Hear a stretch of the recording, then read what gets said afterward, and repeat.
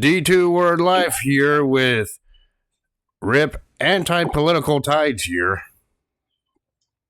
I'm not anti anything. And yeah, I have to get the I'm joke. like this fool who's the greatest YouTuber of all. Ain't wrong. April Fools. Oh yeah, try to do an April Fool's joke. You know, by the time I upload this, it'll be April 2nd. It doesn't matter. Today is April 1st, though. Yeah, at the time of recording, it's April 1st, which is ironic because we are reviewing WrestleMania 23, which ironically took place on April 1st of 2007. Yes. So 18 years ago today at time of recording? Yes. Goddamn, it's been 18 years today since this event. Goddamn, I feel old. I remember watching this live on pay-per-view. Yes, it's been 18 years since Trumplemania. Trumplemania. Okay, now I am fire warning you, when we're reviewing the Battle of the Billionaires that took place, yes, there may be political humor. I am warning you right now, so if you get offended by that, yeah, just leave your little comment there and we'll be sure to ignore it. Like we always do, am I right? Yep. But anyway, yeah, but like I said, it took place on April 1st, 2007, 18 years ago to the day of recording. It took place in Detroit, Michigan at Ford Field. I believe this was the first stadium WrestleMania that they did. And for the last 18 years, it's been nothing but stadium WrestleManias. This was the ones that started the trend. Basically, right? And yes, I know I know the attendance record that they announced was inflamed, but in reality, the actual attendance was 74,287. The only reason they said 80,000. The only reason they said 80,000 fans is because they were probably including everyone in the building. You know how WWE likes to inflame their numbers. People that were in that building. Yeah, I mean, you know how WWE likes to inflame their numbers, saying, "Oh, this is how many people are in attendance." They never counted. It was 80,000 people that were in Ford Field at WrestleMania 23. Yeah, fans, workers, production agents, everyone involved. But you know, the actual if you're just counting the fans, it was 74,000. But you know, they were going by what they counted, and there was 80,000 fans, not just people that worked there. It was just the fans that they counted. They had them everywhere. It's yeah, I'm just saying WWE has a habit of inflating their numbers, but you know, it is what it is. Either way, whether it was 80,000, 74,000, it was a crap ton of people there. Yes. So what are we debating? There was a lot of people there watching this event in the stadium. All right. Yep. So the commentators for this event were Jim Ross, Jerry Lawler, JBL, your boy Michael Cole, Taz, and Joey Styles. Nope, it's your boy Michael Cole. No, we know Michael Cole's your boy. I mean, hell, you were the one who wanted to do. I mean, hell, you were the one who wanted to do WrestleMania 27 about a year ago or whatever the hell we did that review. It's not mine. So he's your boy. No, you wanted to do it because you wanted to see Michael Cole in his orange singlet. Do we have to have this discussion every show Michael Cole commentates at? Yes. That's starting to become friggin' tradition here every dang week. Or almost every week. We'll continue having it until you admit it, he's your boy. No, he ain't my boy. But anyway. Yes, he is. Nah. Anyway, the ring announcers for this event were also Lillian Garcia, Tony Chimmel, Justin Roberts, Howard Finkel for Hall of Fame, and Teddy Long for the world title match. All right. Yep. Yeah, and then special shout out to the dark match that took place before WrestleMania 23 went on air, which was Carlito and Ric Flair defeating Chavo Guerrero and Gregory Helms in that Lumberjack tag team match that they briefly mentioned during the show. It's funny how Ric Flair went from competing in a dark match at WrestleMania 23 to having pretty much that career-threatening match the following year, which we already reviewed also. Nope. And of course, the show opened up with a with America the Beautiful being sang, and I kind of liked how they did it because they showed the intro to WrestleMania 3 and then just freaking zoomed into 20 years later at WrestleMania 23 here with the singer being the same. And that would be Aretha Franklin singing America the Beautiful for this one. Yeah. Which I'm like, okay, that's great production. Okay, yep, that's a great morph 20 years later. Speaking of WrestleMania 3, hell, I can only imagine you freaking being tortured by freaking reviewing that one. No comment to that, huh? Nope. Next week's review is my pick, and it'll be my last WrestleMania review before this current WrestleMania, since the week after is yours.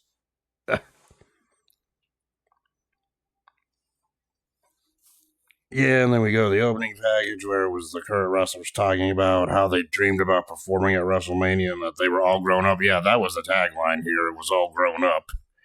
Right? Yeah. Yeah, then after the whole introduction, the video intro was over. Freaking pyro went off in the stadium arena. All the commentators welcomed us to the show, and then, well, we get on to the first match of this card, which was the Money in the Bank ladder match featuring 8 superstars.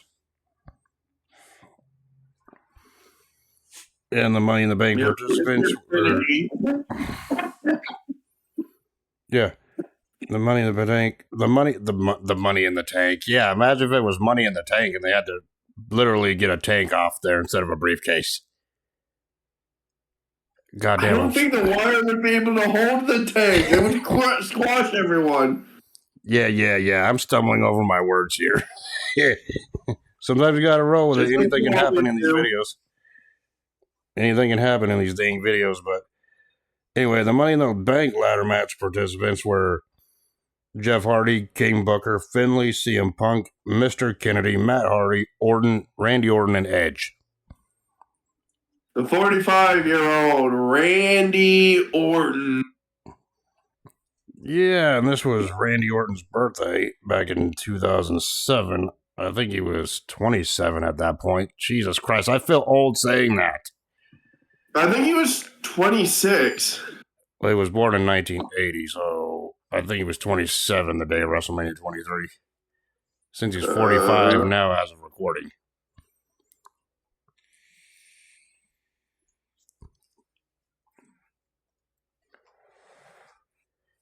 It's like, when was it? 2006? It was 2007 this event took place. It's like, hold on, Riptidz is trying to do math. This may take a while. Go fuck yourself. Yeah,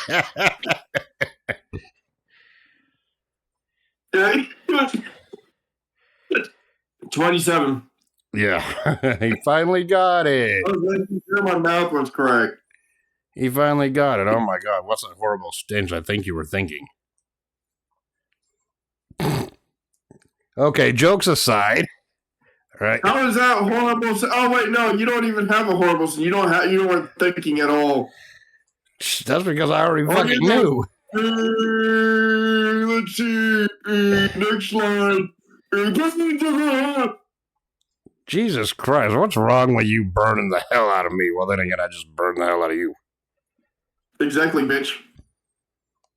But yeah, all 8 men made their freaking entrances here, and this was kind of interesting. You had both Hardy Boys being in a ladder match, but against each other for the first time in this Money in the Bank ladder match. And this was what Jeff Hardy's first WrestleMania appearance in 5 years. So his last appearance was at WrestleMania 18. Before this one. Yeah. But anyway, I'm not gonna go all spot for spot. I'm just gonna freaking go for, the spots I thought were pretty good. Kind of like now I always do, because I don't want to bore you guys with a long ass speech going every dang spot like I've been doing. Or used to do. Well, the Money in the Bank match was amazing though.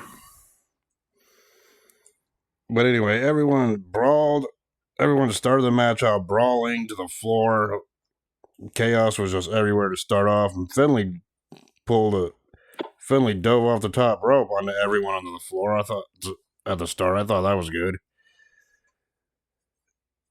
Yeah, and then later on, and then shortly after that, freaking Booker outside the ring pulled out a step ladder. And I just like the comedy bit here because he looked at it and he started to say, "Tell me I didn't just say that. See that?" Right? He's like, tell me I just didn't grab this. Tell me I didn't just grab. And he gets fucking Taken out. Beating the shit out of by CM Punk with the step ladder. Yes. That was funny as hell. Yeah.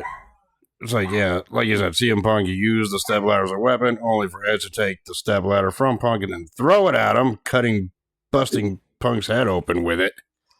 He's like, take this! So Edge pretty much just yeeted the step ladder at Punk's head. I'm like, damn. It wasn't even a yeet, it was a toss. Yep. And then later on, Booker hit a spinneroonie on 3 of the guys there. Then he was along the ring and he goes, "Well, screw it, it's WrestleMania. My first Money in the Bank ladder match. Might as well do a spinneroonie right here," which is exactly what happened. The Mania spinneroonie. Yes, and even though Booker T or King Booker at this time was a heel, everyone popped, cheering for that one. All right. Cheering for that. It didn't matter if he was a face or a heel. He always did the fucking spinneroonie. Yes, and I think every time he got a pop from the crowd despite his role in the match. Right? Yes. Like I said, it doesn't matter if it was WrestleMania or not. Even in live shows, if he was a face or a heel, he'd do his freaking iconic spinneroonie. Does not matter what he did. And everyone would go off. I'm sorry, but the King Booker gimmick was underrated. Now, with the power of hindsight looking back, I'm just like, well, okay. Some of the skits were overplayed, but they were funny as hell. Right? Yeah. So even as a heel, he made it entertaining in his own way. Right? Yeah.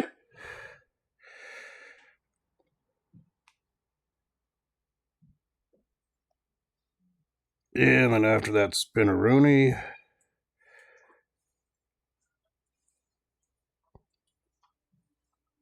so the spinneroonie was performed. That was good. And then both Hardys took Booker out with a ladder. Yeah, and then later on. Yeah, but then we got to talk about it. We got to talk about freaking Matt and Jeff Hardy made the catapult ladder set up at some point. I think Jeff was the one who got knocked into it. Freaking lined up the damn ladders, one that was knocked down on top of the other, and was gonna freaking give him the Joey Mercury. Yeah, dream, but that did not happen. I think Jeff Hardy ended up eating the freaking ladder, or it could have been Matt eating that ladder instead. No, Jeff Hardy got pushed off the top rope and 8th floor. Yeah, but then Edge came back in shortly afterwards and speared all 7 men down, and then Edge then pulled out a huge ladder that was a Jeff Hardy sized 12-foot ladder. Come on, let's be honest. Yes. Right? And you gotta realize at this point there was already a ladder propped up between the ring apron and the barricade. Yeah, and Jeff Hardy used that 12-foot fucking ladder.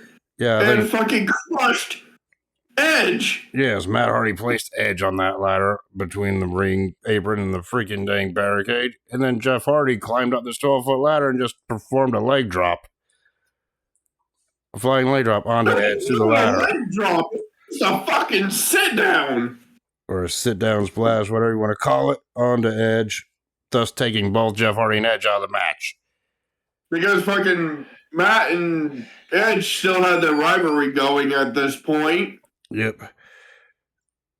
Yeah, and even JBL was like, "God damn, freaking Jeff Hardy, you're stupid. You had a chance to win the match. You didn't do it." Right? What? Took him and Edge out of the whole entire match. Yes.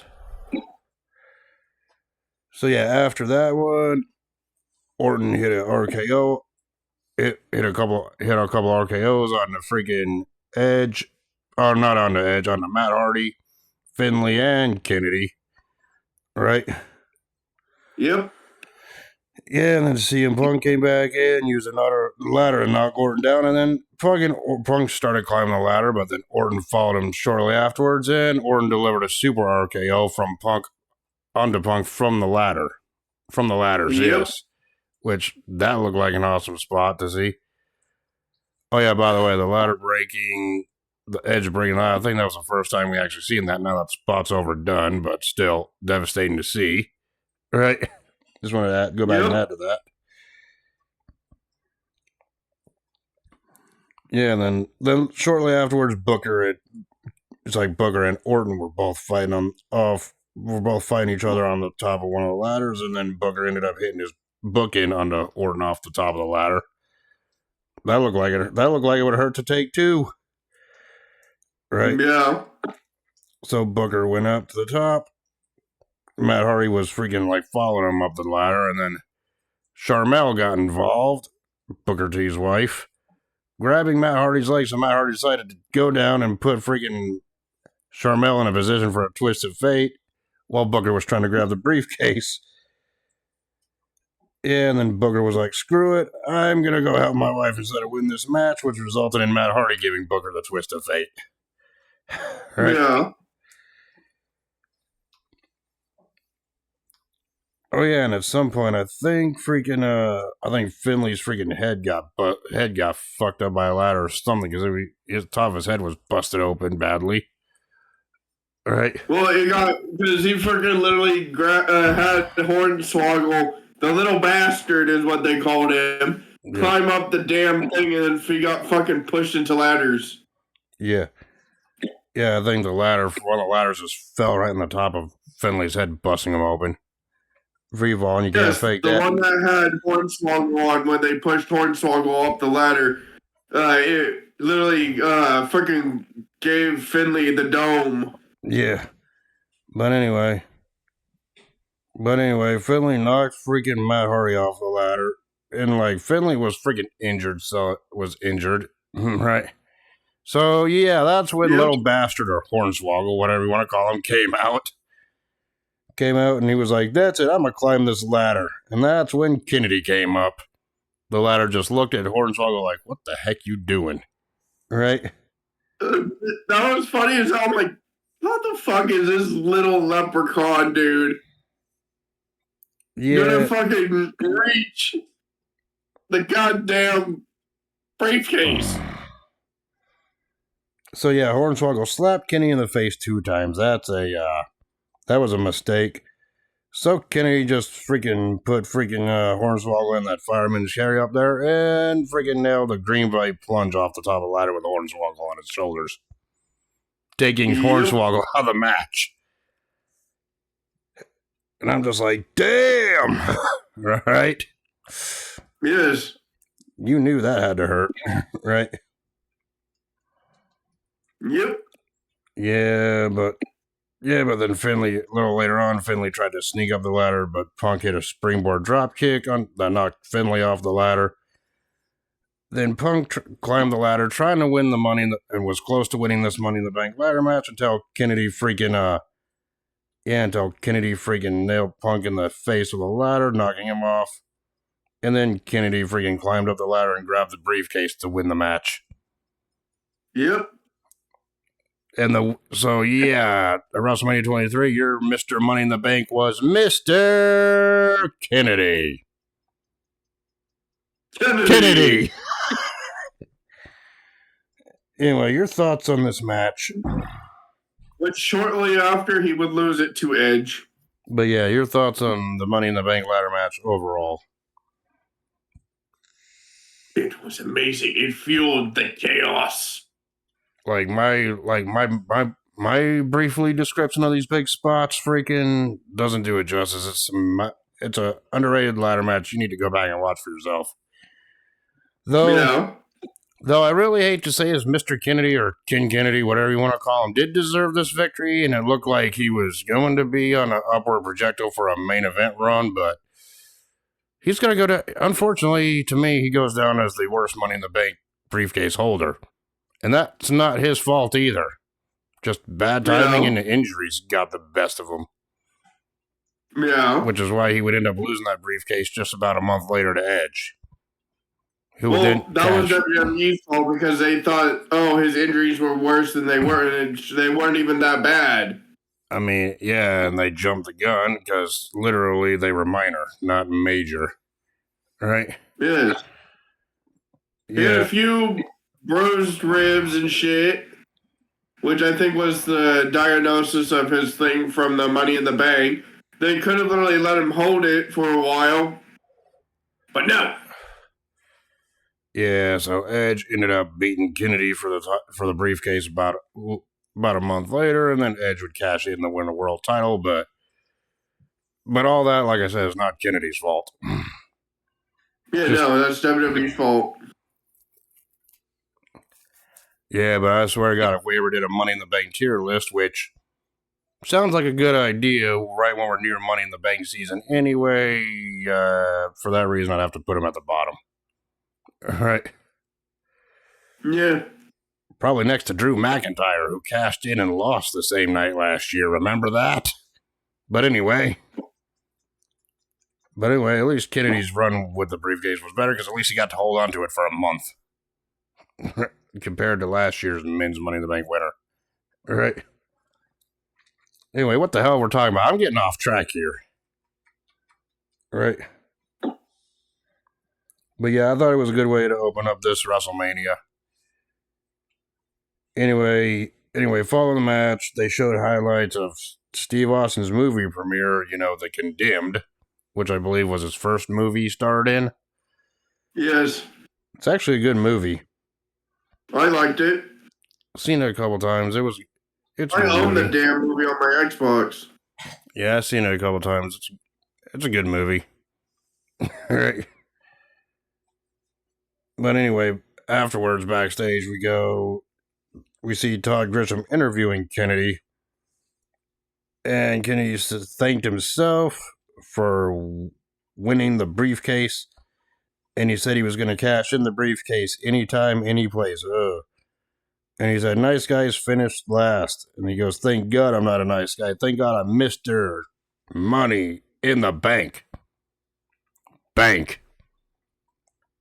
Unfortunately, that promo that Kennedy said where he mentioned he's going to cash in anytime, any place, aged like milk. Yep. Because of what we just mentioned, right? Yeah, and then they show the all grown up promo video for Batista, and very short, right? Very short promo, but we go to our next match. Oh, God. Why do they stick Kane having these shitty matches at WrestleMania? I swear to God, because you think his match with Chavo Guerrero was bad. His match with Great Khali at this year's at WrestleMania 23, I don't know which one's worse. But yeah, we go to that match. The next match on the card was Kane versus the Great Khali, which we all know was your favorite match of the night. Am I right? No, loved it. But it was also to prove who was the monster of the WWE. Was it Kane or the big Khali? No offense, but this match felt like freaking Undertaker versus Giant Gonzalez 2.0 at Mania. Yeah. Yeah. It was bad. Do I really got to go through this? I guess I'm just going to have to mention some spots. Khali knocked Kane down, and then Khali threw Kane out to the floor. And Khali was pretty much just in control here for most of the match. Yeah, and then Kane even freaking gave him, at one point, Kane gave freaking Khali a freaking flying clothesline from the top rope, which Khali no-sell, just like you on 2K. You got to give me that one. You've seen the damn match, right? Yeah. It's like Kane booted freaking Khali. Khali got tied up in the ropes, kind of like what Andre the Giant used to do in his later career. So And after a while, Kane decided, I'm gonna go grab my friggin' like chain from my hooked chain from See No Evil, right? Yeah. Yeah, but then at some point, Khali freaking ripped up the freaking turnbuckle, which distracted the referee. Kane used that chain to low blow freaking Khali, and Kane hit a body slam onto the Great Khali. I think they only did that to mimic the WrestleMania 3 spot with They Hogan did and that to Andre. mimic WrestleMania 3. When Hogan Hulk slammed Hogan Andre. and Andre. Yes. The body slam challenge. Yeah, but then Kane covered Khali, got a 2 count. Yeah, then Kane grabbed freaking Khali by the throat. Kane then grabbed Khali by the throat, but Khali then Khali reversed it. Khali reversed that, gave Kane the double choke tree slam, freaking the double-handed choke slam, whatever you want to call it. Khali's finisher. And then Khali covered Kane by just... Yes. Then Khali just covered Kane by setting his foot on Kane's chest for the pinfall win. Not really much big spots to go off of. Your thoughts on this match? Well, this was before Chavo and... This was a year before Chavo Guerrero became Kane's Victim Mania 24, obviously. Yes. But yeah, your thoughts on this one? Nah, it was okay, I guess. Of course, Kane had way better matches than this one. Especially against the Great Khali. And Khali, this wasn't Khali's best match. Hell, even Khali's best match was average at best. This one was under average. To me, there's a little hint. There's a little hint of what I may have rated this. Right? I'm just saying this match could have been better if Great Khali was not in it, if Kane had a different opponent. Yeah, that's all I gotta say. Right? Yep. But anyway, following the match, freaking Khali choked out Kane with that chain. Whatever, bad segment. Bye-bye. All right? Yep. And then we show another freaking WrestleMania all grown up video, this time with the divas, or should we say the women? I hate using the term diva, but I know that was a term back then. Am I right? Yeah. Yeah, and then we go backstage, where we see Crime Time talking with Eugene in the back, and well, Eugene was a controversial character anyway, and well, it was at this time Eugene recently got his head shaved bald because of a Vince McMahon promo leading up to the Battle of the Billionaires match. Right? Yep. Yeah, and they were all like, oh yeah. Crime Time was like, oh yeah, Eugene, you're rocking the dome, but you look like a player to us.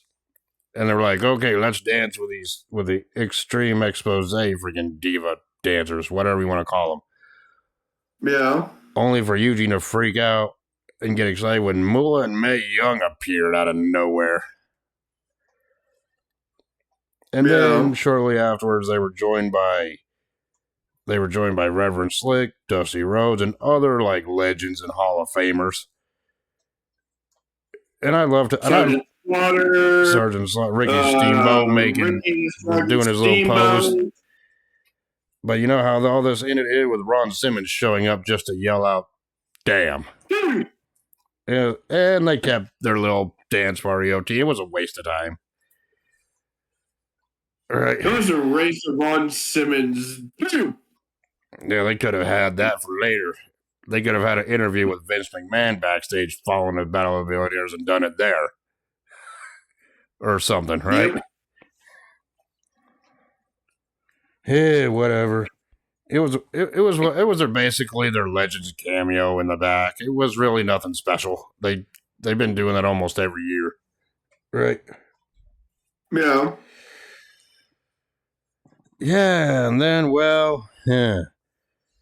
we go to the United States Championship match up next, which was MVP, who made his entrance going through his little like tunnel with cheerleaders, because this was MVP's first WrestleMania. appearance. Yep. With his big, WrestleMania type entrance, and ironically, his opponent would be making his final WrestleMania appearance, that being the U.S. champion at the time, Chris Benoit. Yep. Keep in mind, this was a couple months before what happened. Right? Yeah. And I yeah. still say Chris Benoit was one of the greatest wrestlers there has ever been. Yeah. But Shit anyway. happened. I I do not agree with what he did. Like you say. I agree with his in-ring career. Yeah, like you say, whenever we review a Benoit match, or most of the time, get things clear. Yeah. Eventually, we're just going to review a Benoit match without you saying that, because you'd be like, if you want to know my feelings, look at the earlier ones we did. Yes. But anyway, both men make their entrances. Yeah, and they start off with the technical wrestling at the start, which we all know Benoit would win a real technical wrestling match with MVP here. At this time, Benoit was one of the masters of it. Kind of like how Daniel Bryan is today. Right? Well, Daniel Bryan was trained by Chris Benoit and Shawn Micheals. Yep. And William Regal. Yep. Anyway, I thought it was unique when at the very start freaking MVP countered German suplex attempt by throwing Benoit out to the floor. I'm like, okay, there's a good way to counter those German suplexes Benoit was known for. I wonder if Brock Lesnar looked at the fucking German suplex a hat trick anyways. Yes. I wonder if Brock Lesnar ever watched Benoit do his German suplexes and got inspired years later to do it himself. Probably. Hey man, freaking Brock Lesnar may be the mayor of Suplex City, but Benoit and Angle built that city. Right? Doing German suplexes. You know what I'm saying? Yeah, then freaking Benoit was going for a superplex back in the ring, but MVP fought out of it and draped Benoit's left arm on the top rope. That was a good maneuver. Yeah, and we get some cringe freaking goddamn commentary. Now, mind you, this was a couple months, like we said, before the incident. JBL on commentary said Benoit is undoubtedly a future Hall of Famer. Yeah. That statement aged like fucking milk. Because we know for a fact that's never happening. Am I right? I wish it was, because they would just say his in-ring career. But yeah, we understand the reason why he won't be. All right? Yeah, but I still say that his in-ring career, like Paul Heyman says, and everything that people say about Chris Benoit, yes, his in-ring career, his in-ring persona, best there ever is. Yeah. And I think JBL said it on commentary like twice, including once at the end of this match, but even I'm just like, that's cringe to hear now, knowing what we know with the power of hindsight. All right? Yep. I felt like I should get that off my chest right now, so I don't have to repeat myself at the end of it. All right? So yeah, Benoit went for the headbutt, but MVP countered it, and MVP gave Benoit a suplex off the top rope, which that looked impressive, gotta admit, right? Yep. It's like later on, MVP freaking ducked Benoit with a big boot to the face for a 2 count, right? Yep. And the story of this was MVP was working on Benoit's left arm to make that weak. Once you weaken that body part, you can't put the crippler crossface. Benoit can't apply the crossface with an injured wing at this point, right? That's what they thought. But yeah, Benoit did try to go for a crossface, but MVP broke it up with punches of the arm, to that weakened body part. And MVP then hit the balling elbow for a 2 count. And after MVP missed a running boot in the quarter, shortly after that, Benoit gave him 2 German suplexes, but MVP fought out of the third one. But Benoit freaking reversed whatever freaking MVP had in mind and hit 3 German suplexes. Right? So yeah, there was a total of 7 German suplexes in this match, and somewhere Brock Lesnar got inspired for a future gimmick return to the company. Suplex City. Yeah, I kill myself with these jokes. Anyway, the match. We got the other match when Benoit went up. Yourself? I could make a dark joke, but I'm not going to. I think you just fucking did. Jesus Christ. That's not what I meant. Not what I meant. Jesus Christ. But anyway, we get to the other match where Benoit went up to the top rope and Benoit hit his signature flying headbutt on an MVP for the 3 count to retain the U.S. title. Yep. And yeah, obviously, like I mentioned earlier, after that, JBL on commentary said, future Hall of Famer, Chris Benoit. Well, that headbutt was the cause, or the next ones that led up to it was the cause of his 80-year-old brain. And I'm just like, Yeah, and once again, like I said earlier, I'm like, that statement from JBL on commentary, aged like fucking milk. That's all I got to say about that. All right? Yeah. Even JBL says, yes, I still stand by my opinion that he is a valid Hall of Famer only for in-ring. Yeah, but, we all know the reason why he won't be. So, yeah, it is what it is. All right? Well, he's still a valid Hall of Famer to me anyway, so. So, yeah, your thoughts on this match, which would turn out to be Benoit's last WrestleMania match, defeating MVP here. It was a good match. It was technical versus brawler. Yeah, I thought it was good for what it was. The cringe commentary, though, with the power of hindsight, is a little distracting, but besides that, I thought it was a good match for the time, right? Yeah. Yeah, and then we show... Yeah, and then there was another, following that, there was another all grown up video, this time for The Undertaker. Now with an alternative universe, can you imagine the Undertaker gimmick? Ed Mark Calloway did that gimmick his entire life from birth. Yeah, he would be he'd be that one weird gothic kid that no one would talk to. At that point, you know what I'm saying? Yeah. But anyway, enough about that.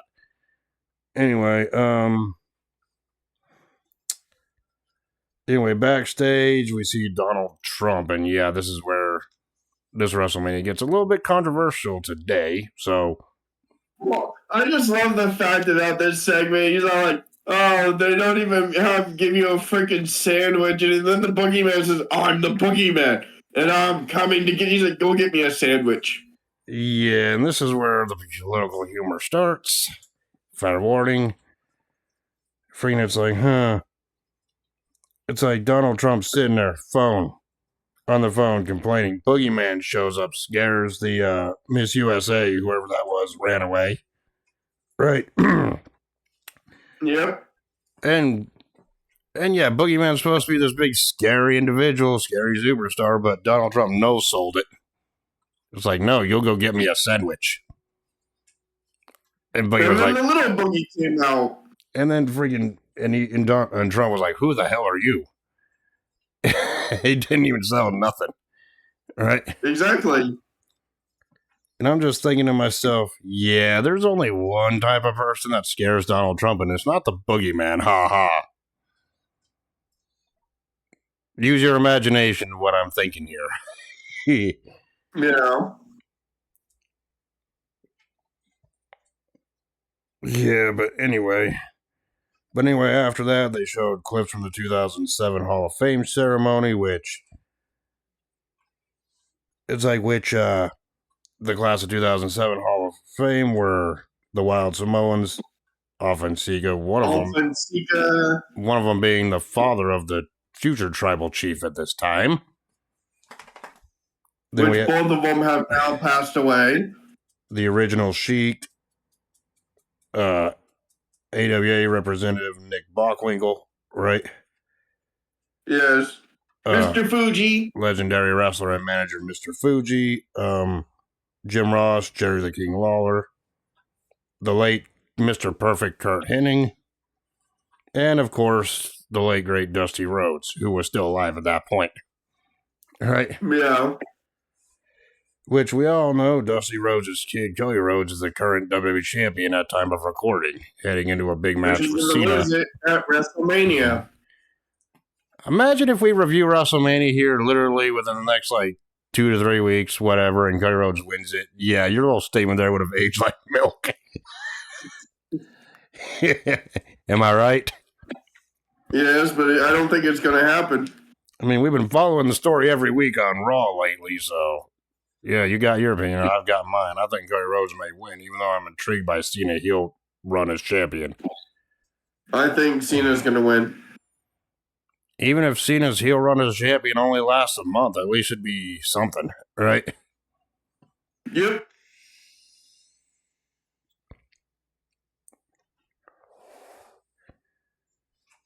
But anyway, Lillian Garcia announced the attendance at 80,103, which that was a little bit inflated. Like I said, they just counted everyone in the building, but no, they counted all the fans because they had them in the vending area as well.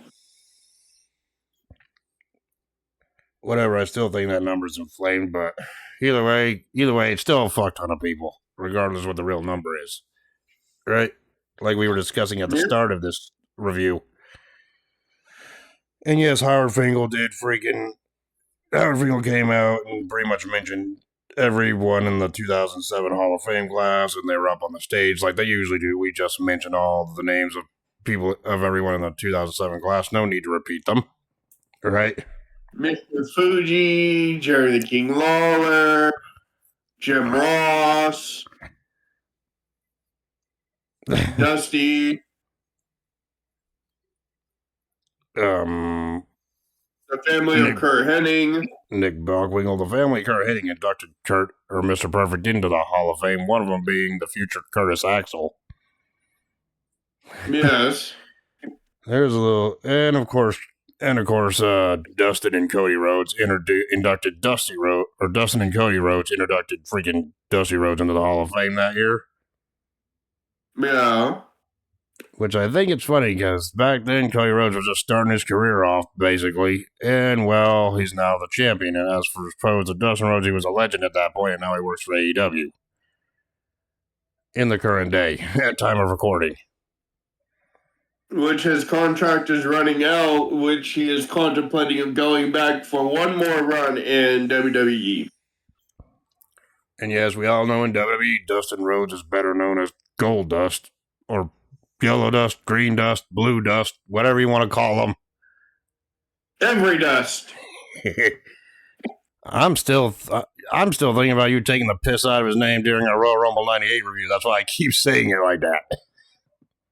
Yeah, because like, the formerly in his hair, it was all greenish. I'm like, it's green dust, blue dust, orange dust, yellow dust, corn dust, everything dust, basically. The year later. And then the year later, the Blue Meanie freaking was blue dust. And I'm just like, really? That had to be the opening contest for the St. Valentine's Day Massacre 99 show when we reviewed that? I was taking the piss out of that for days. I'm like, really? Really? I'd totally forgotten about this match, and it's a good thing I did. That image was cringe. I didn't forget. That's why I saved it. Oh, God. You're fucked up. But anyway, but we're not talking about that. Going back to subject, which is this review for Mania 23 here. They showed a pre-match poll that showed 82% of the fans voted for Taker to win over Batista, who only got 18%. I'm sorry, if they did something like that today, I don't know, for say the night one main event, I'd be like, Roman Reigns. Right? No, you'd be like, Logan Paul. No. If they did that for like the current main event, say for night 2, I'd be like Cody Rhodes over Cena. And you I'll be would like vote the Cena other over way. Cody Rhodes. But yeah, back then you couldn't vote against the streak. I'm sorry. Right? Because the streak was still a thing back then. Right? There was no way in hell anyone was going to break the damn streak. Until they did. No one wanted that heat. Yeah, until one person did, but we're not talking about that mania yet. Right? But yeah, anyway, they played the hype video package, hyping up the Batista versus Undertaker match for the World Heavyweight Championship. And the Undertaker won this opportunity to challenge the world champion for a world title at WrestleMania when he won the 2007 Royal Rumble match, which we reviewed. Right? Yep. And I just think it's funny. How back then we could have put, with the winner of the Royal Rumble choosing which champion to face, we could have potentially had a Cena versus Taker match back then, but that didn't happen. Yeah. Which back then in 2007 would have been a huge banger of a main event, better than their 2018 WrestleMania 34 match. It would have been by a long shot, but that didn't happen, right? Yeah. But now I'm just rambling anyway. Tell you what, that match for the world title was next, and that's surprising. That was the 4th match on this card in the middle of the show, right? But anyway, Teddy Long was out there, and handled the introductions, introducing Batista, the world champion Batista first, which was unusual because it was the challenger who usually came out first, but I understand why afterwards, because then the Druids came out, lights went down, Druids came out, and the Undertaker made his entrance. Right? His long WrestleMania entrance. Right? Which we all know you enjoyed. Right?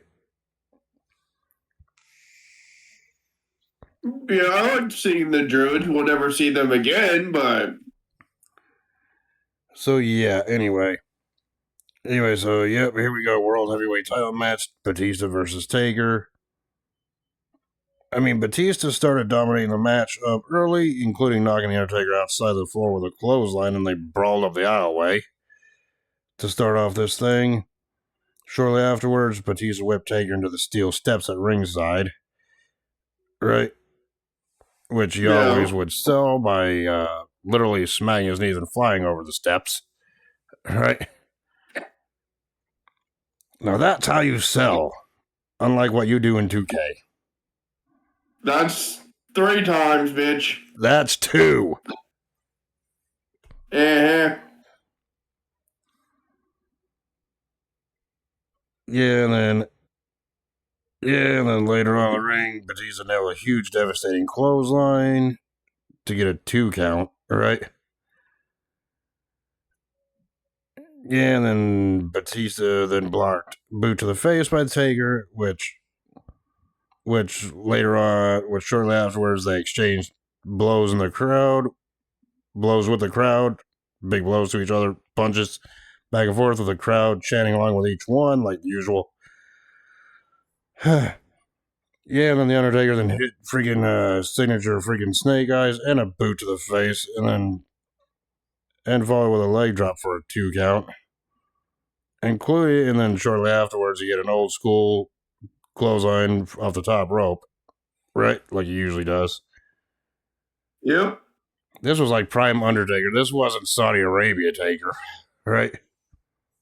Yep. And of course, Taker then went for a chokeslam, but Batista countered it.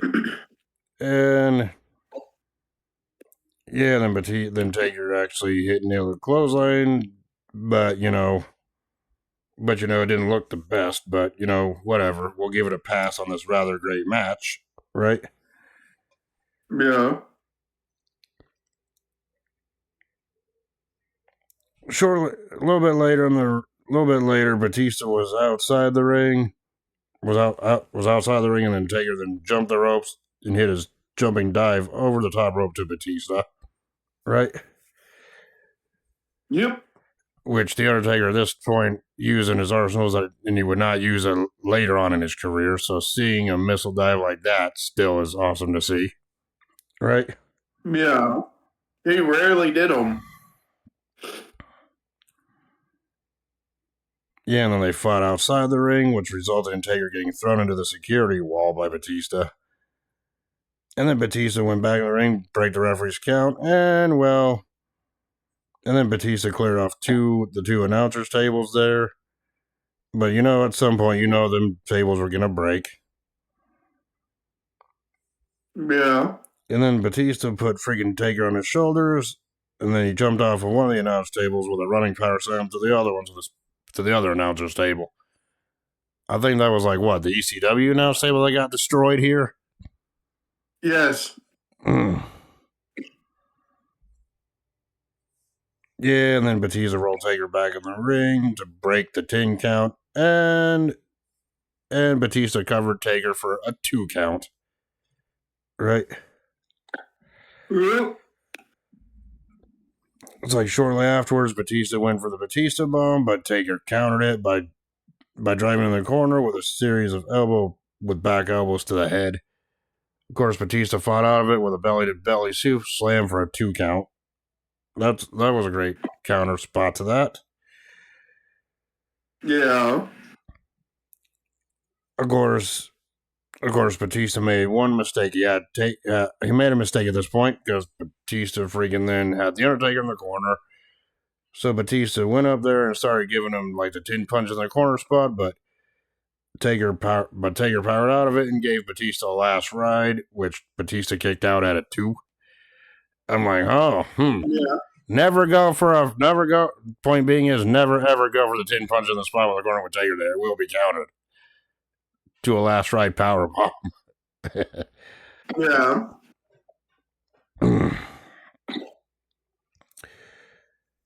And then later on, Batista then whipped the Undertaker in and gave him a spine buster, right? And of course, the crowd didn't like that, but then Taker then shortly afterwards fought back and nailed a chokeslam on Batista for a 2 count, right? Oh. And then Batista then came back with a signature spear shortly afterwards, and then hit a Batista bomb on Taker for the 1-2 nope kick out. Like the Undertaker cannot be defeated here, right? Yes.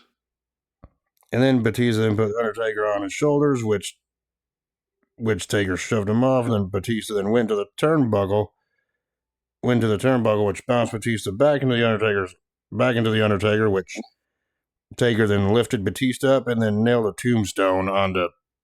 And then Taker hit his tombstone on Batista for the 3 count and to win the World Heavyweight Championship. Tried to hit the freaking tombstone, but failed.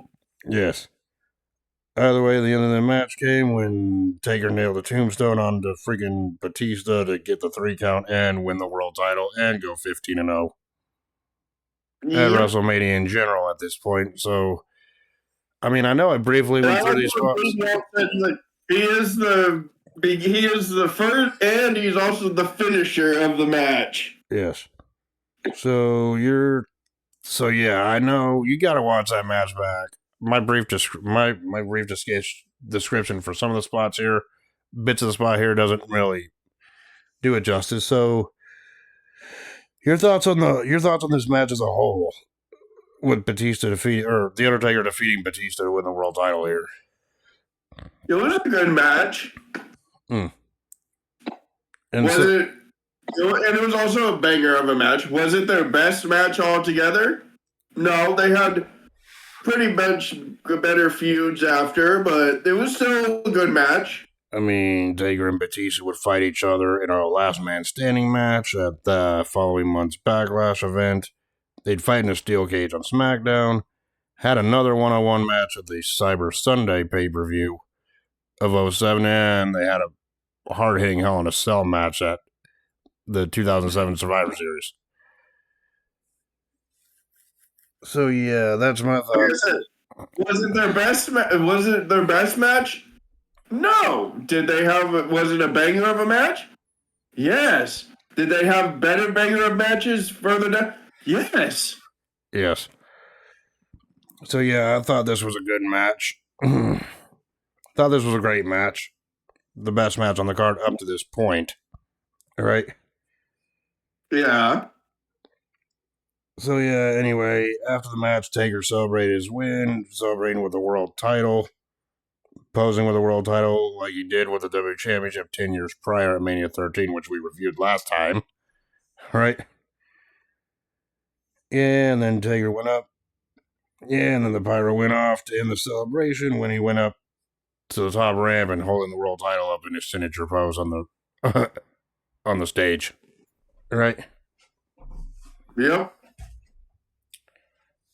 And then we see another freaking all grown up video, this time featuring Bobby Lashley.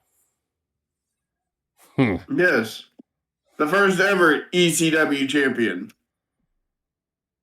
Bobby Lashley was Bobby Lashley was ECW champion at this point. He wasn't the first ever ECW champion, but he was the first ECW champion to appear at WrestleMania. Though his championship was not on the line, obviously. Right? No. Neither was Umagas. Yeah. Or, as Liam Ringo would call him, Umanga. Umanga. It is. Still taking the piss out of that WrestleMania 24 induction, ain't you? Yes.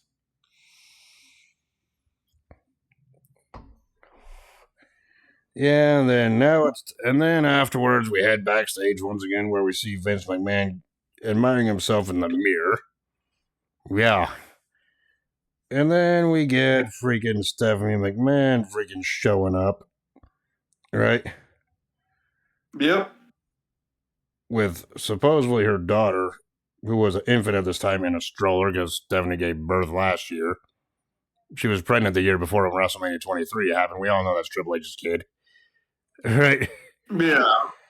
And Vince McMahon was talking angry at first, but then Vince McMahon started talking to the freaking baby in the stroller, which, let's just face it, was just a camera in the stroller at this point. It was pure obvious, because we got a stroller cam shot of Vince McMahon talking, like he was talking to his infant grandbaby here. Talking about saying, yeah, he's going to beat the heck out of freaking Trump. He's going to bust him open. He's going to fracture his skull and everything else. All right? Yeah. And then Vince asked Steph, you smell that? She just took a Trump, meaning shit. She took a Trumpy. And I'm just like, okay. It's like he took a Trump, which meant shit. Which I know will make a certain... Which I know that insult burn will make certain people happy. Uh-huh. Yeah, so there's political joke number one, basically. Right. So yeah, the next match was the 8-man tag team match featuring the ECW originals, which was Rob Van Dam, Tommy Dreamer, Sandman, and Sabu, against the new breed, which was Elijah Burke, Matt Striker, Marcus Corvon, and Kevin Thorne. Do you even remember the freaking new breed stable? Because I really wasn't watching ECW at this time.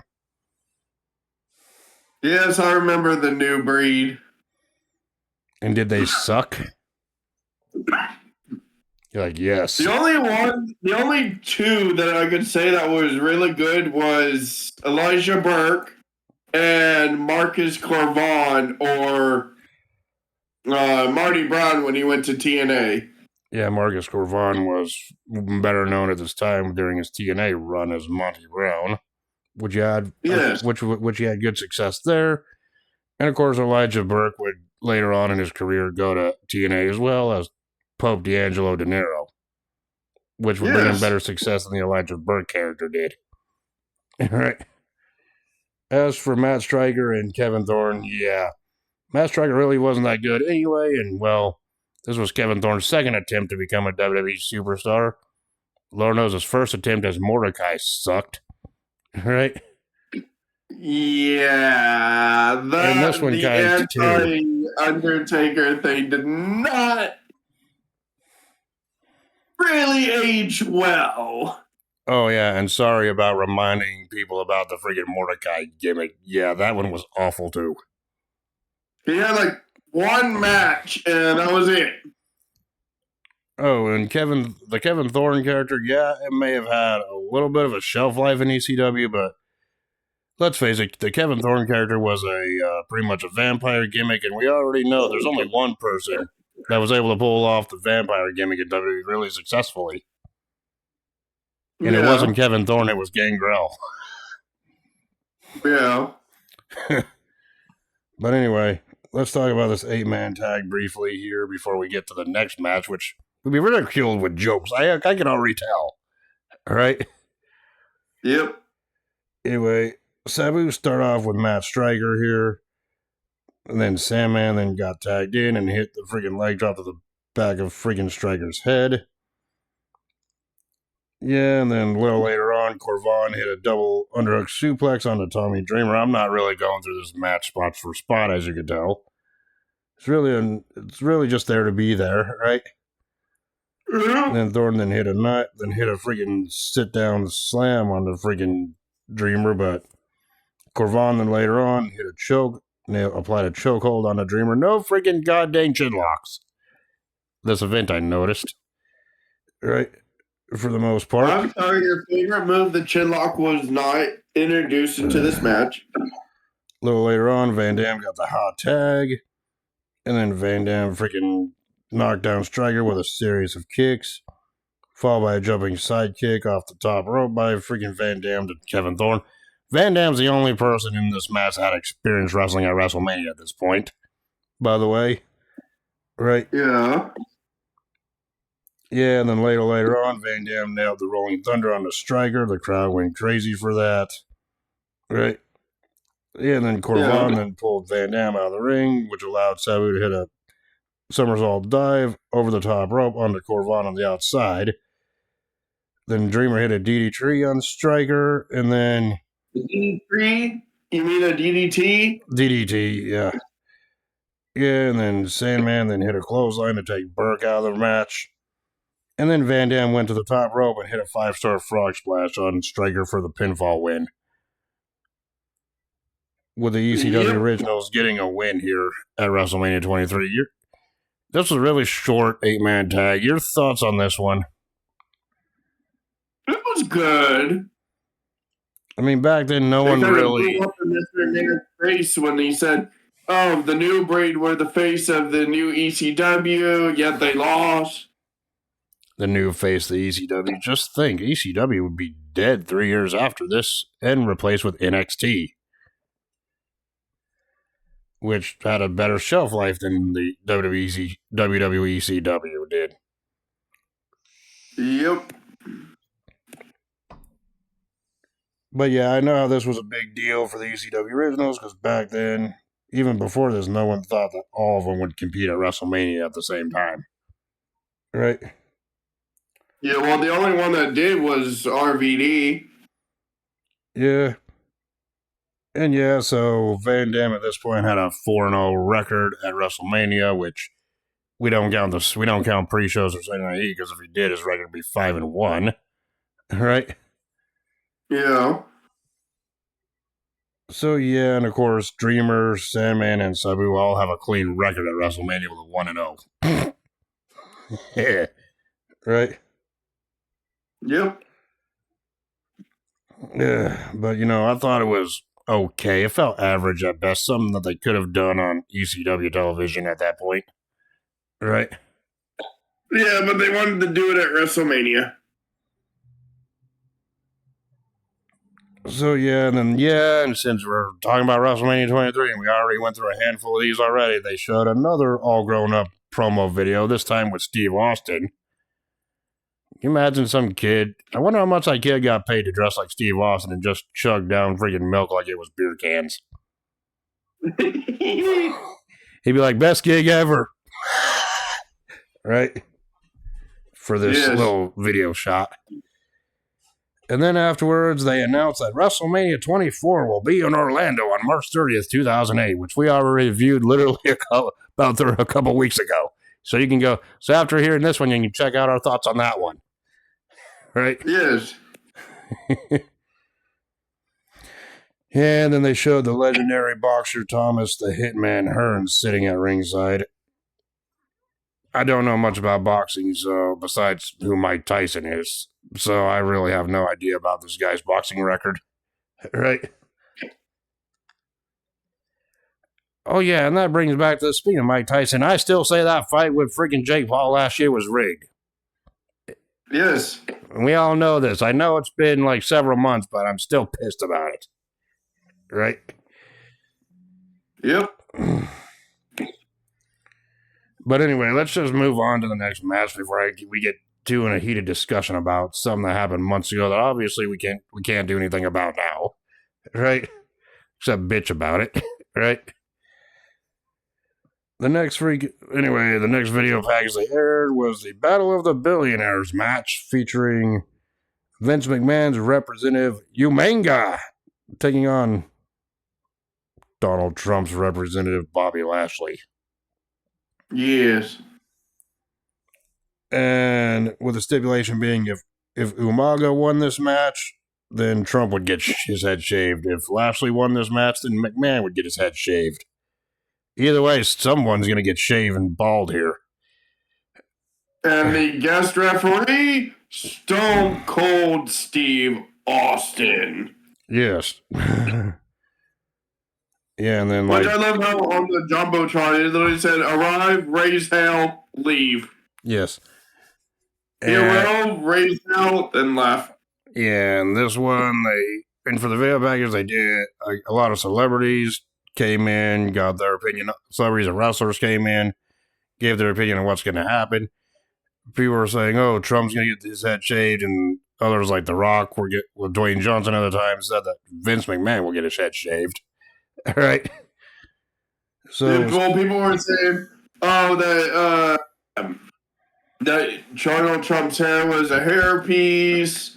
That we'll see if it actually is or not, or Mr. McMahon's hair was a hairpiece, or a toupee. The joke they did in the '90s with his hair. Yes. So it's like, wow. So anyway, we go back to ringside, and who made their entrance first? Was it Vince McMahon? No. Was it Trump? No. Was it Austin? No. Was it any of the competitors? No. The barber chair got its own entrance first. Which I'm like, okay, I can understand the Hell in a Cell getting its own entrance at Mania 28, but we had to give one to a barber's chair? Yes, the barber chair was a superstar. And I'm just like, okay, that was hokey. Then Vince McMahon freaking came out after the barber chair made its entrance. I cannot believe what kind of timeline are we living in? Where we're talking about a review, and one of the things we review is an entrance for a fucking barber's chair. You're like, a world I'm glad I'm living in. Yeah. But anyway, Vince came out and then, played around with the scissors on the barber chair set at pretty much mocking what he was going to do when Umaga won. And then next came out freaking the Intercontinental Champion Umanga with Armando Estrada. Right? Armando Alejandro Estrada.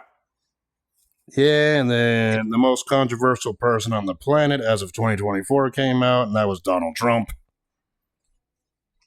He's controversial. Either you love him or you hate him. Our future two-time president. Yeah. And the reason I say controversial is because, well, half the people love him and half the people hate him. There's no in-between here. All right? And yeah, there will be a lot of political jokes, and just know that they are jokes. Just that, jokes for this match. All right? Yeah. Yeah, and then when Trump made his entrance, freaking money fell from the ceiling. So I'm pretty sure some people got some of their money back for those expensive tickets. Yeah, it was $100 bills. Yeah, if they were lucky. And I like how his freaking entrance, money, money, money, money, money, money, money, money. Which ironically, Donald Trump's theme here he had at WrestleMania 23 would ironically become the theme song for the Money in the Bank pay-per-view. for the longest time. Exactly. Yeah, I think that's funny. And anyway, the next person to make their entrance was the ECW champion, Bobby Lashley. Obviously, his title's not on the line, just like Umaga's Intercontinental Championship was not on the line either. Right? And then freaking Bobby Lashley got a good pop, but yeah, people were still sour about Bobby Lashley winning the title at December to Dismember for the most part. That show sucked ass. I'm going to have some fun when we have to review that one. Yeah, and then all of a sudden the glass shattered and Steve Austin emerged wearing a referee shirt. Right? Yeah. Symbolizing, yep, I'm the law in this ring, so yep, expect hell to be raised at some point. Right? Exactly. So yeah, so here we go. Battle of Billionaires. Umaga versus Bobby Lashley. And with the stipulation being that either Trump or McMahon will have their head shaved bald. And boy, let the jokes begin. I'm already losing my mind and I haven't even said anything about the match yet. Right? Yeah. Yeah. Anyway, Lashley attacked Umaga in the corner, starting this off, and then Austin, then Austin pulled Lashley off because Umaga was using the ropes for a rug break to start off this thing. And Lashley then hit some shoulder blocks off the metal ropes, but yeah, and this was the part that made me laugh. Armando Estrada tried to interfere early. He got up on the ring apron, so Lashley freaking looked at him and pulled him into the ring, and cigars went flying everywhere. Oh, that was fucking hell. Because Armando's like, oh yeah, I'm gonna jump up. Well, and Lashley gave Estrada a power slam. Well, I'm fucked up now, so. Even Jerry Lawler in commentary was laughing, saying, "Cigars, flying cigars everywhere."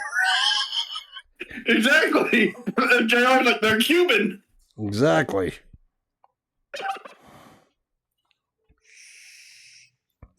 Shortly after Lashley attacked freaking Estrada, Umaga freaking came charging in. Lashley ducked, pulled the rope down, and Umaga went crashing out to the floor.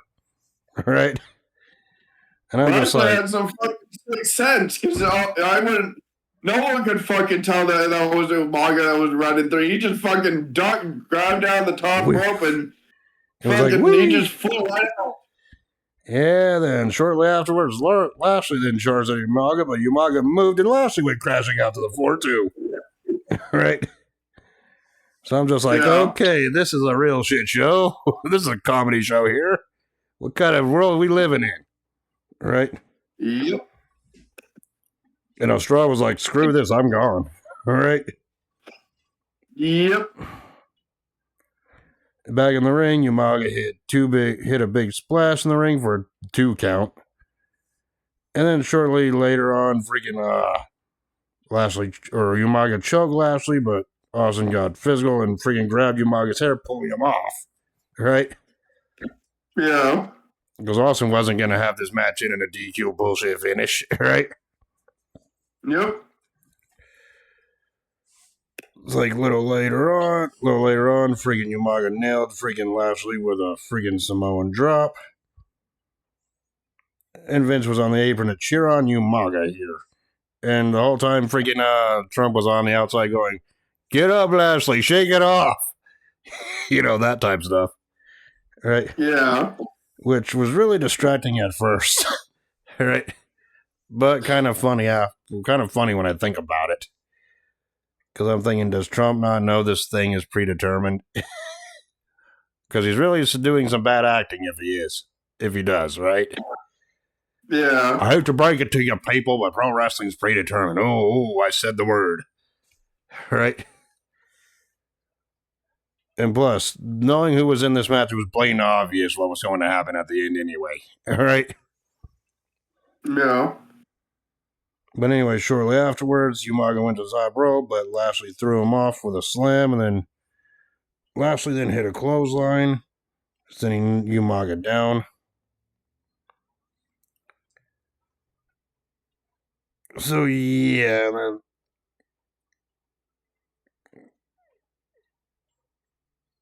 Yeah, and then So yeah, anyway. So yeah, Lashley nailed Umaga with a clothesline, knocking him down. Yep. And then both guys, so that meant both guys were down, right? Yep. So both guys were down after this. Austin was counting both of them, but he goes, nope, not going to do it. Screw this. I'm not going to count him out or disqualify anybody. Right? Yep. Then Shane McMahon ran down to the ring for some reason, probably to support Vince. Well, he went to help his dad. I don't know. I mean, I would be kind of reluctant. If I was Shane, I'd be kind of reluctant knowing that about a year prior, Vince McMahon introduced him as a product of his semen. Remember that little clip making its round on the reels lately? Yeah, the genetic jackhammer. And even Shane McMahon gave that face like, wait, what? But yeah, that's still funny, right? But anyway, little later on, freaking Umaga was freaking choking Lashley in the corner. Austin grabbed Umaga by the face and break it up. That's when Shane McMahon freaking went up on the apron. But Austin scared him down. He goes, nope. But freaking short. But as soon as Austin turned around, freaking Umaga decked Austin in the throat with the freaking Samoan spike. Right? Yep. And I'm just like, ooh, bad move, because Austin went out to the floor. So Shane went after Lashley, but Lashley grabbed him, but Umaga made the save by hitting a running freaking butt splash in the corner onto Lashley. Right? And even freaking, even Trump at this point was saying, what's going on around here? Right? Yeah, but then they put a trash can in the ring, or Dominic Mysterio in the ring. Then Shane hit the coast-to-coast drop kick to the trash can right into Lashley's face. Right? Yeah, and then freaking, and then Umaga went up to the top rope, and then Umaga then hit a top rope splash on the Lashley. Shane McMahon started the count, but got yanked back by Austin. Right? And then Austin threw Shane into the steel steps, knocking him out of the match. Then Austin went back into the ring, and then Umaga decked Austin with a punch to the throat. Right? Yep. And Vince was all cheering from ringside, saying, yay! Yay, this is a good thing. And then, well, and that's when Trump freaking attacked Vince with a tackle. Then he nailed Vince with probably the weakest punches I've ever seen. Right? Yeah. I'm like, come on, Trump, you're beating up a future sex offender. Make it look real, for fuck's sake. And yes, I had to say that joke.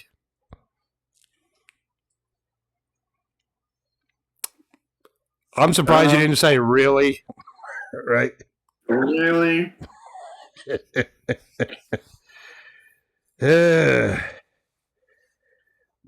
But anyway, back in the match, Umaga went for Austin with a Samoan spike, but Austin avoided it and hit a stunner on Umaga, which led to Lashley connecting a spear onto Umaga, and Lashley then pinned Umaga, and Austin got the 3 count for Lashley to win the match. Right? Yeah. So yeah, before we talk about what happened after the match, the good part of this segment, what did you think about this crazy match from bell to bell? It was good. It was the Battle of the Billionaires. It was literally what I thought it was. It would have been funnier if What? Donald Trump and Mr. McMahon actually wrestled.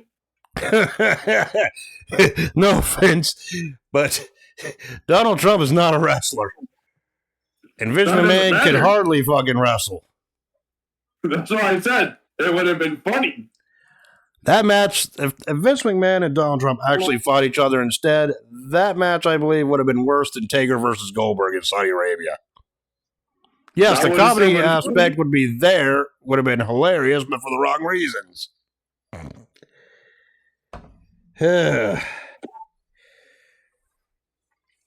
But anyway. Mr. Man pounds Trump. Yep.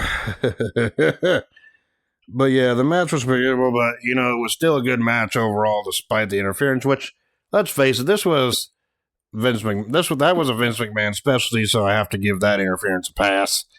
Especially what happened at the end. Donald Trump fucking clothesline, Mr. McMahon. Yeah. Giving us that meme-worthy freaking moment of Trump hitting those weak punches on McMahon. Right? Yeah. But then after the match up here, let's talk about that.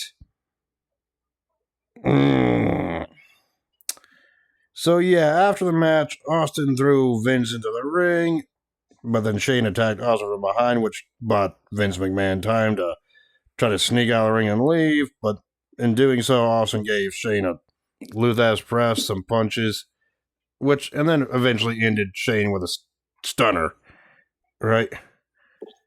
Yeah. Meanwhile, Vince was trying to crawl out of the arena, and he waved at them in the ring. Yeah, and then he waved back at the 3 men in the ring because he's like, "Nope, I'm not getting my head shaved. Screw this." Because Vince McMahon didn't want to live up to his freaking end of the deal here, right? So Vince turned his back to him, started walking to the back. That's when Lashley got out of the ring, sprinted up the aisle, sprinted at Vince, attacked Vince, carried Vince back to ringside. He didn't even attack him. He just freaking grabbed him. Dodged him just a bit. If Mr. McMahon fell, and then he just fucking picks him and puts him on his shoulder. And then carries him back to the ring. Damn, that's embarrassing. A grown-ass man just fucking being carried by Bobby Lashley. And just think, Vince was signing Lashley's checks at this time. Exactly. So he carried Vince back to the ring, back in the ring. And this is the part that got me laughing here. Because when Vince freaking was looking at Lashley on the outside of the ring, Vince takes his hand and freaking just puts it behind his head and touches the top of Steve Austin's head. Because Steve Austin was standing behind him, Vince menacingly. And even Jim Ross on commentary was like, "Yeah, Vince, you better get used to that feeling." Right? Yeah. And then afterwards, as soon as Vince turned around, freaking Austin nailed a stunner on Vince, knocking him out, right? Yeah, and then they strapped him to the barber's chair. Yes, they strapped to the barber's chair while Austin was holding freaking Vince was in place. Lashley and Trump took freaking clippers, shears, and they started literally shaving Vince's head. Right? Does the barber chair remind you of anything? Angle, Molly Holly. Yes. This is like the third time we're talking about somebody on this review freaking getting their head shaved. Yes. First time we talked about Angle's haircut. Second time we talked about Molly Holly's haircut. Now we're talking about Vince's haircut. All right? Yes. And that was all the same fucking barber chair. Ugh. But anyway. So that barber chair survived 3 matches. So yeah, the barber chair is undefeated. But anyway, Trump and Lashley started shaving Vince's freaking hair. Vince was freaking out, saying, "You can't do this to me. Stop it." Right?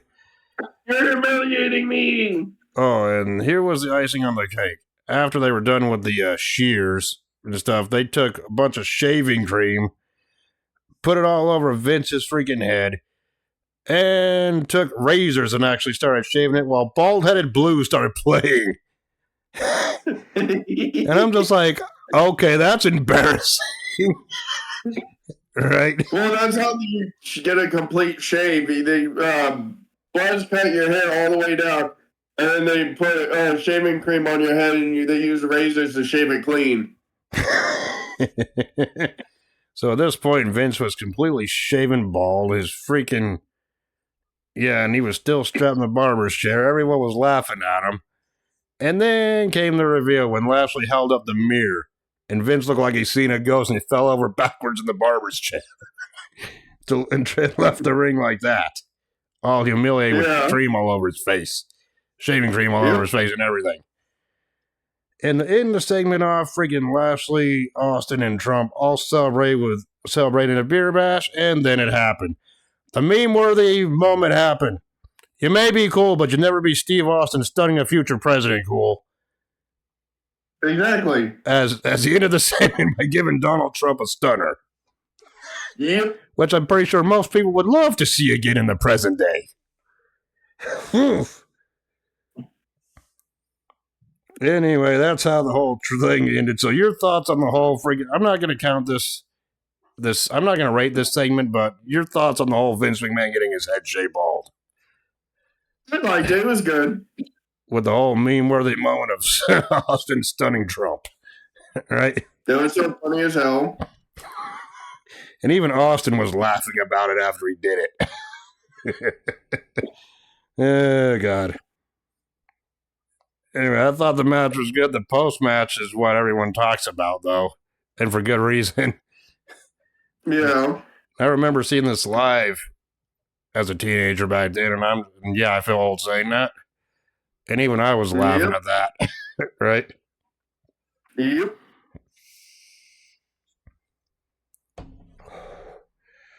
So, yeah, but then fun and games are over. It's like fun and games are over because then we got another all grown up promo, this time about John Cena, right? Yep. Yeah, and then that's when they showed the highlights of the pre-show match that we briefly freaking mentioned at the start with Flair and Carlito beating Gregory Helms and Chavo Guerrero. Right? Yep. Moving on, and then we go to the Women's Championship Lumberjill match. Oh, God, I forgot about this.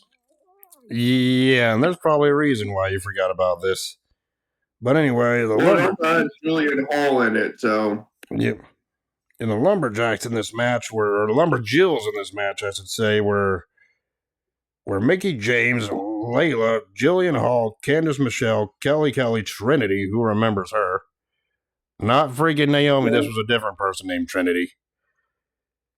Freaking, Tori Wilson, Brooke Adams, Crystal Marshall, Michelle McCool, hey, Hall of Fame inductee this year. Yes. Maria and Victoria. Undertaker's wife. Yes. It's like Maria and Victoria all round out the Lumberjills. They didn't really matter. Right? Yep. And anyway, this women's championship match, Lumberjill match, was between the women's champion Melina and Ashley, who we would see fight each other again a year later, but in that Playboy friggin' tag team fuck-em-a-do, whatever you want to call it. Right? The fiasco at WrestleMania? Yes. I think Snoop Dogg was involved in it, and the lights went out, signifying Taker's arrival. I don't fucking know. This was our first encounter at Mania in that singles match. Right? Between Melina and Ashley here. Right? Yep.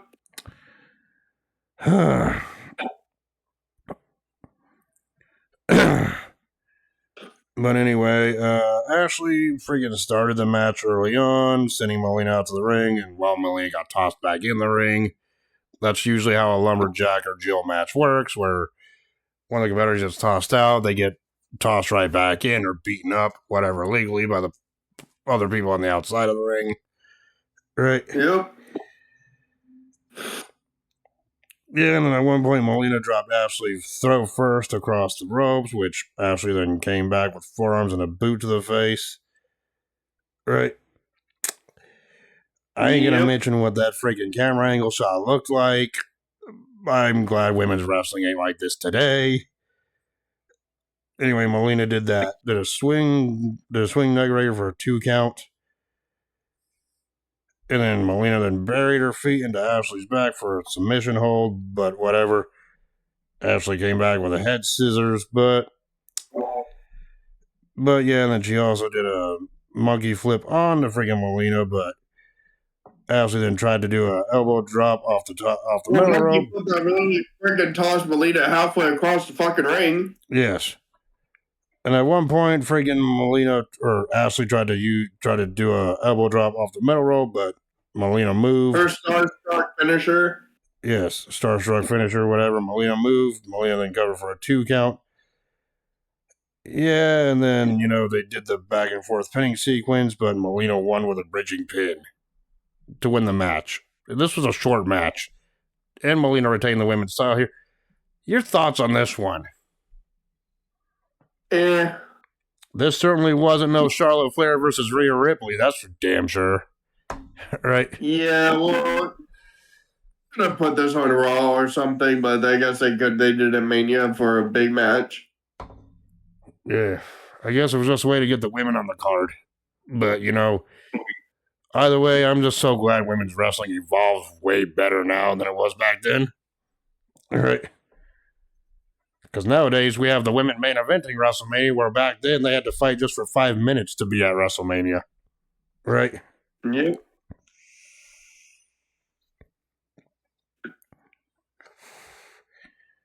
And of course, even JBL was saying, yeah, one of the most freaking best phrases in WrestleMania history will be this one: Lumberjill Pandemonium. I'm like, don't say that cringe thing ever again. That's never going to catch on. Right?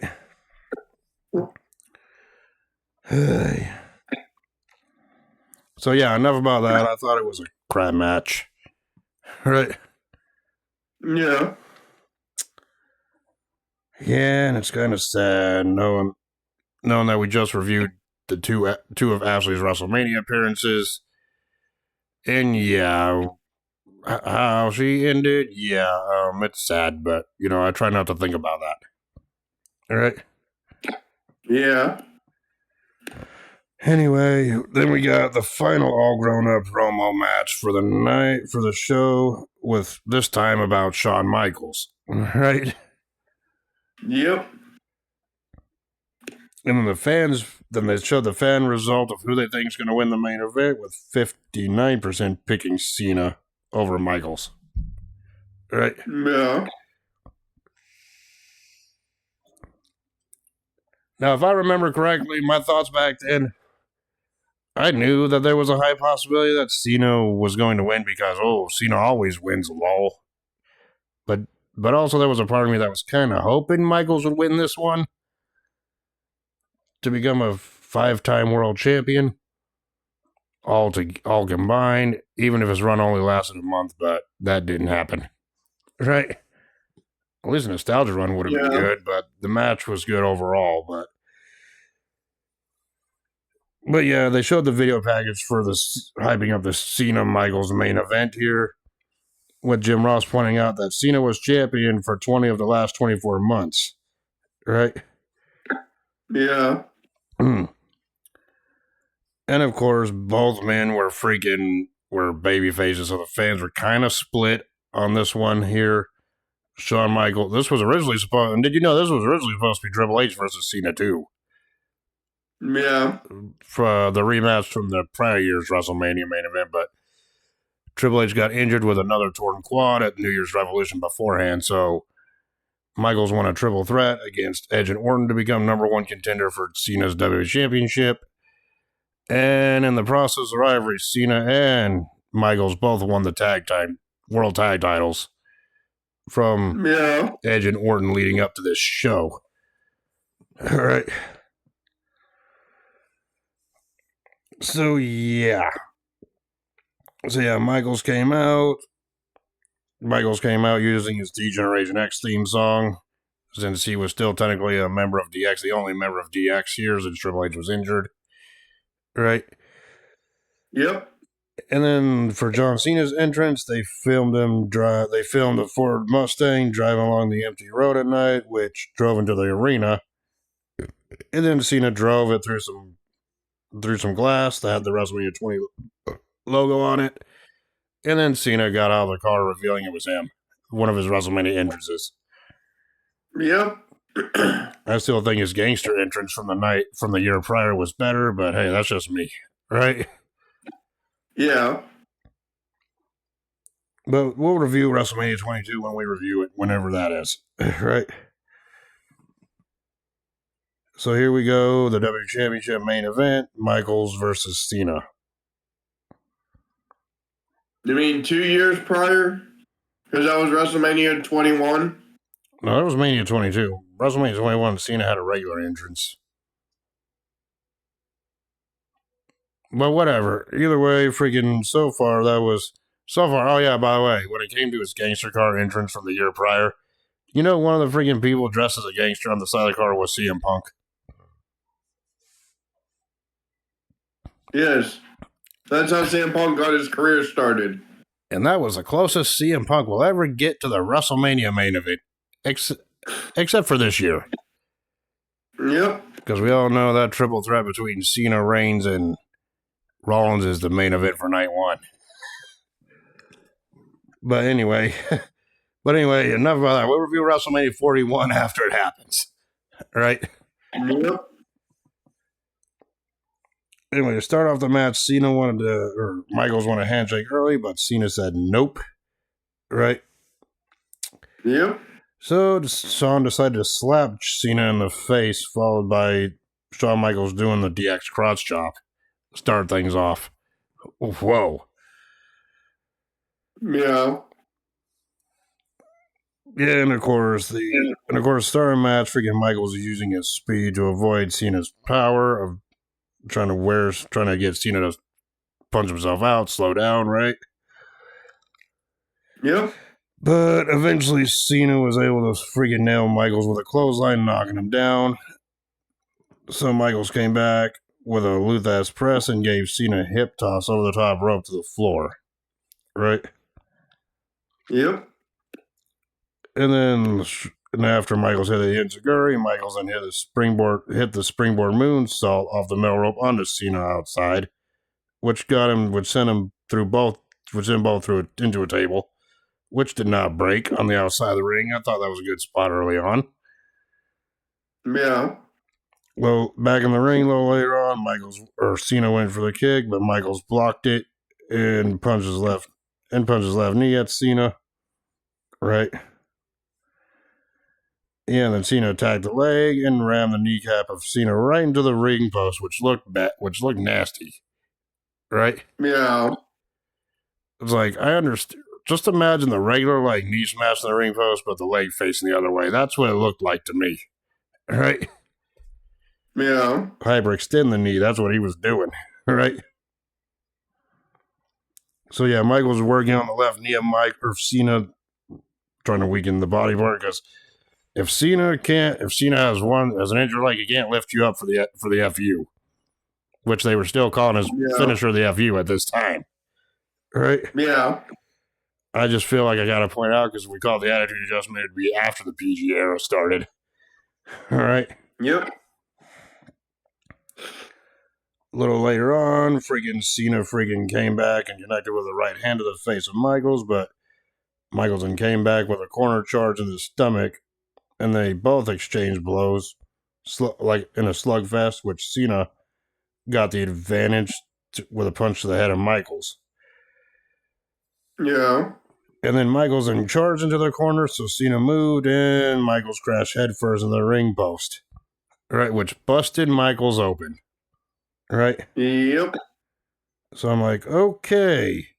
Then Cena followed it up with a clothesline, knocking Michaels down. And then Cena smelled like a shark that smells blood in the water, started nailing Michaels in the head with punches. The busted head of Michaels with punches, deepening that gash even more. Right? Yeah. Yeah, and at this point, freaking Cena was working like there was nothing wrong, because he quit selling the knee like you do on 2K. That's 3. Go fuck yourself. Another thing, one of these days you got to challenge me to 2K24 just to shut my ass up with these jokes. You mean 2K25? Or, yeah, 2K25, whatever. You're going to challenge me in that game just to try to shut me up with these stupid jokes. Am I right? Yes, I'll still do it again, just like I always do. And just beat your ass. And I'll beat Eric Bischoff yet again. Yeah, and then Cena then hits some shoulder blocks. Cena then hits some shoulder blocks and the spinning side and his side spinning suplex on the Michaels here, right? Yep. Yeah, and then Cena then hit a 5-knuckle shuffle, and then Cena was going for the FU, but Michaels avoided it, and they countered each other's moves back and forth. Michaels then went for his super kick, but Cena ducked, and the referee, Mike Yoda, got kicked right in the chin or the face. So the referee was down and out. Yeah, and the referee was down and out. So Cena then went for an FU, but Michaels countered it into a DDT, which I thought that was a good counter to Cena's finisher. So yeah, both men are down, right? Yep. So yeah, and then at this point, Michaels was like, "Screw it, referee's down. I'm gonna go outside the ring and take the top half of the steel steps off." Right? And then he dragged Cena onto the floor, and then Michaels then gave a pile driver onto Cena onto the steel steps. Right? Yep. So yeah, which was a big shocker because at this point, the pile driver was a rare move to see due to his history of neck injuries. That's how Steve Austin's career ended, basically. Yep. Then Michaels rolled Cena back in. The referee Jack Doan came out, and then Michaels then covered Cena for the 1, for the 2. Nope, kick out. But I think it was at this point Cena had that freaking gash on the top of his head, following that pile driver, right? Yep. All right. Yeah, and then Michaels then hit a flying forearm to Cena's face, and Cena did his signature kip up spot, right? Yeah. Then Michaels then went up to the top rope, and he actually hit a freaking his signature flying elbow from the top rope onto Cena, right? Yep. And Cena was going for a Sweet Chin Music super kick, but Cena was able to hit a clothesline out of nowhere, knocking Michaels down, right? Yeah. And then after they went back and forth a while, Cena went for the FU, but Michaels was able to counter it again with a roll up for a 2 count. Yep. There was a lot of great freaking near finishes in this match, okay? So yeah, anyway, so both men were bleeding. Cena from the top of his head, like we mentioned. Michaels bleeding from the face, right? Yeah. Yeah, and then Cena then went for a leapfrog over Cena, but then Cena caught him and gave him an FU, and then went for the cover and got a 2 count, right? Yep. This match could have gone either way at this point, honestly, right?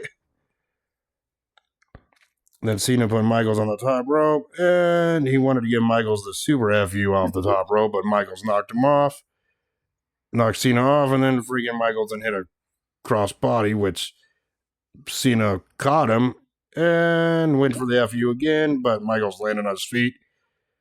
And Michaels then went for the freaking Sweet Chin Music super kick, but Cena ducked, grabbed his foot from underneath, and applied the STFU onto Michaels. Yep. All right. Went for the STFU, but Michaels then kicked away multiple times, whatever. But he was caught in the STFU later on after freaking Michaels then nailed missed an Enziguri attempt to Cena. Right? Yep.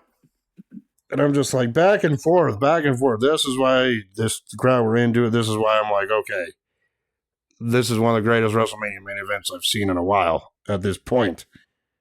Right? And of course, Michaels got to the rope, so the ref was like, told him, you got to break the hold. Right? Yep. And the referee literally physically had to pull Cena off. Right?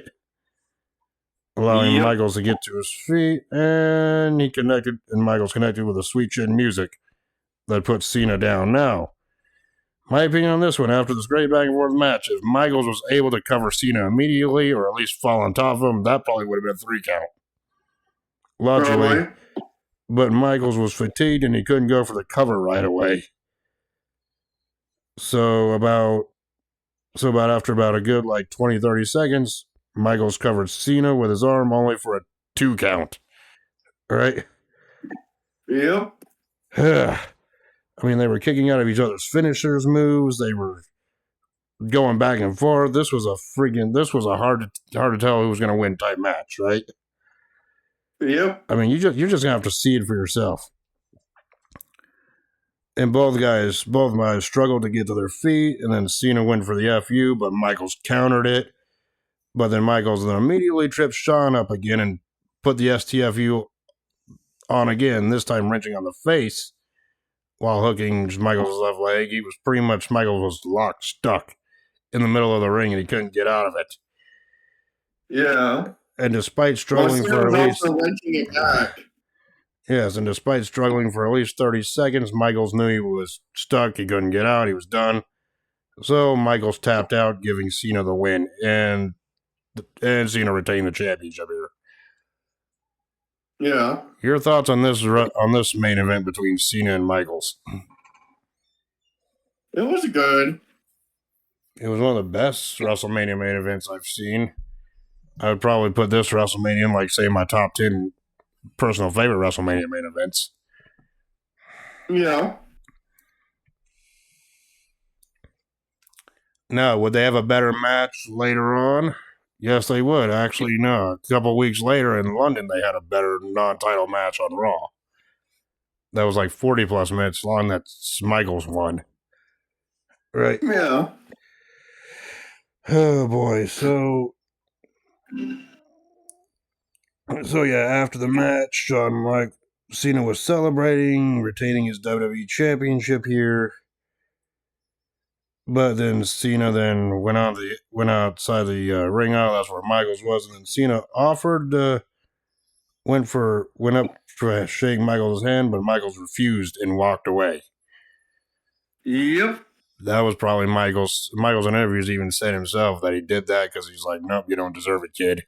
I think Michaels was pissed off because Cena wasn't selling the leg anymore. Yeah. In the middle of the match, yes. But Cena continued to celebrate his win, and the show ended with, the WrestleMania 23 video highlight package to end the show. Yep. So yeah, that was we reviewed the show, and now we go on to our favorite segment here on the review, and that's our rating system. I always call it our favorite because this is our thoughts. All right. So yeah, Mr. Kennedy winning the Money in the Bank ladder match. Overall, I gave that match 4 3/4 out of 5. I gave it a 3.5. I enjoyed it way more. I enjoyed that Carnage way more than you, apparently. Well, the Carnage, I give it a 5 out of 5, but him winning is a 3 out of 5. Well, like I said, like we mentioned, it wasn't his fault. But yeah, what happened. But I'm just talking about the match itself. Right? Well, the match itself, though, I just give it a 4. Yep. The Great Khali defeating Kane in that interpromotional matchup that they were hyping up since Khali was on Raw, Kane was on SmackDown. Whatever, it was a crap fest. I gave it 1.5, and that's being nice because of the body slam. You gave it what? I gave it a half. Yeah. Yeah, it was obviously the weakest match in the card. You don't need to see it. Right? Yep. Chris Benoit defeating MVP to retain the United States Championship. I gave that 5 out of 5. I gave that one 3.5 out of 5. 5 out of 5. Whatever, it got 3.5 out of me. You enjoyed it way more than I did. Undertaker defeating Batista to win the World Heavyweight Championship and go 15-0. I rated that 5 out of 5. 5 out of 5. Same, we're on the same page there. Right?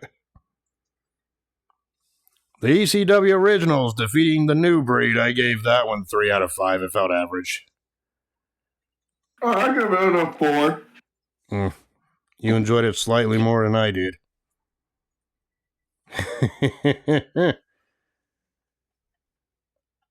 Bobby Lashley with future U.S. President Donald Trump defeating Umaga with Mr. McMahon in that battle of the billionaires that resulted in Mr. McMahon getting his head shaved bald.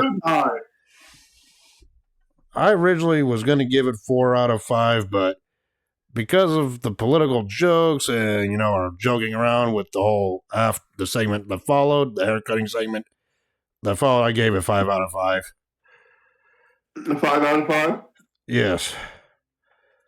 So, yeah, the Battle of the Billionaires match, I gave 5 out of 5 as a total package. All right? Yep. Melina defeating Ashley in that Lumberjill match to retain the women's championship, I only gave 2 out of 5. I gave it a 3. Yeah, you enjoyed it slightly more than I did. And of course, John Cena defeating Shawn Micheals to retain the WWE Championship. Easily for me, 5 out of 5. 5 out of 5? Mm-hmm. So yeah, we're both on the same page with that one. So, my overall grade for WrestleMania 23 is an A.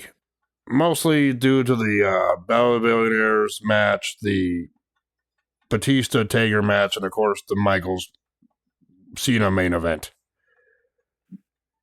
Yeah, about A+. Yeah.